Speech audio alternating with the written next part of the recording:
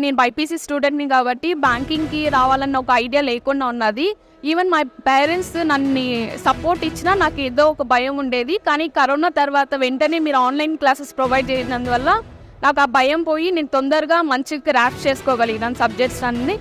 అందులో నేను మళ్ళీ ఆ ఇయర్లోనే నేను ఐబీపీఎస్ క్లర్క్ అటెండ్ చేస్తే ఫస్ట్ అటెంప్ట్లోనే నాకు ప్రిలిమ్స్ అవ్వడం వల్ల నాకు కాన్ఫిడెంట్ వచ్చి నేను మళ్ళీ శ్రీధర్స్లోని మళ్ళీ వచ్చి క్లాసెస్ అటెండ్ అయ్యి ఎక్స్ప్లెనేషన్స్కి వెళ్తూ నేను మిస్ చేసుకున్న సబ్జెక్ట్స్ అన్నీ మళ్ళీ నేను కవర్ చేసుకుంటూ నేను మంచిగా ప్రిపేర్ అయ్యి ఈ జాబ్ క్రాక్ చేయగలిగాను సార్. నన్ను చూసి అదేవిధంగా మా చెల్లెలు కూడా బైపీసీనే చేసింది. ఈవెన్ ఇలాంటి కాంపిటేటివ్ ఎగ్జామ్కి రావాలంటే ఖచ్చితంగా మనకి యాప్టిట్యూడ్ రీజనింగ్ అనేది కంపల్సరీ అయ్యింది కాబట్టి తను శ్రీధర్ సీసీలో జాయిన్ అవ్వడానికి ఇంట్రెస్ట్ చూపుతుంది.